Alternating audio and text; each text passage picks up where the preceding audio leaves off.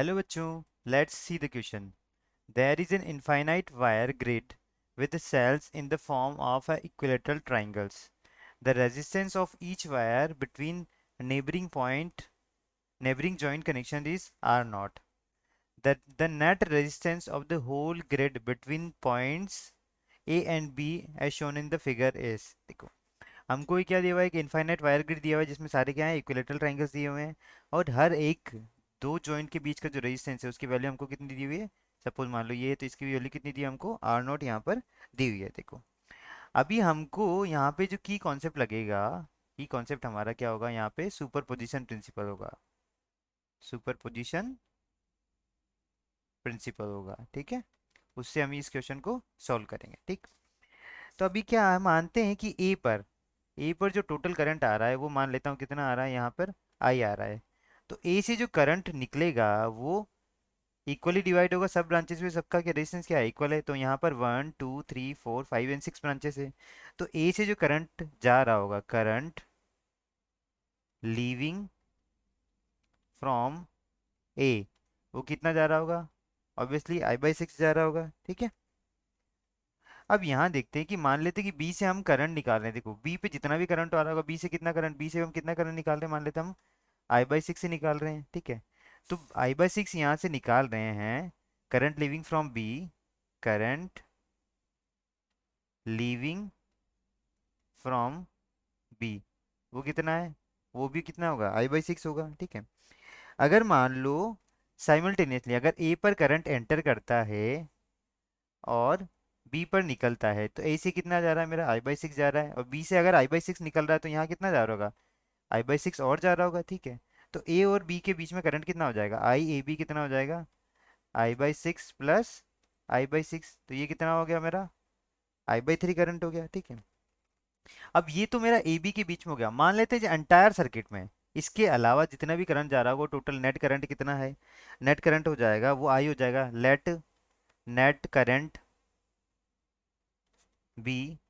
तो वो कैसे आ जाएगा, आई माइनस I/3, वो कितना आ गया, 2I/3. ये कितना होगा, ये मेरा एंटायर सर्किट में होगा.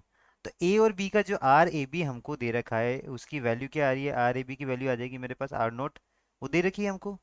और जो बाकी पूरे सर्किट का रेजिस्टेंस कितना मान लेता हूँ, R of circuit, R net of circuit, वो मान लेता हूँ मैं कितना, R1 मान लेता हूँ, ठीक है. पूरे सर्किट का कितना R1 है और सिर्फ इसका कितना बन जाएगा मेरे पास R नोट. तो ये अरेंजमेंट कुछ इस तरीके से बनेगा. मान लेते हैं ये करंट पूरा कितना है, I है. तो ये ए और बी है, ठीक है. इनके बीच में कितना करंट जा रहा है, I/3, यहाँ से हम निकाल चुके हैं. और ये रेजिस्टेंस कितना है यहाँ पे, R नोट है. बाकी एंटायर सर्किट में कितना जा रहा है, 2I/3 जा रहा है, ठीक है. इसका रेजिस्टेंस कितना माना मैंने, R1 माना है, ठीक. तो अब मुझे क्या यहाँ से देखो, यहाँ से क्या होगा, ये जो इन दोनों में पोटेंशियल क्या होगा, दोनों का, दोनों ब्रांचेस का क्या होगा, सेम होगा. वो क्या होता है हमारा, देखो. तो V इज इक्वल टू क्या होता है, IR होता है, ठीक है. तो अब मैं कैसे यहाँ से निकालूंगा, देखो. यहाँ से जो दोनों वो रेशियो आएगा वो क्या आएगा, सेम आएगा, है ना. V V1 इस टू कितना आ जाएगा, V1 इक्वल टू कितना आ जाएगा, V2 आ जाएगा. V1 इक्वल टू कितना आ जाएगा, V2 आ जाएगा, ठीक है.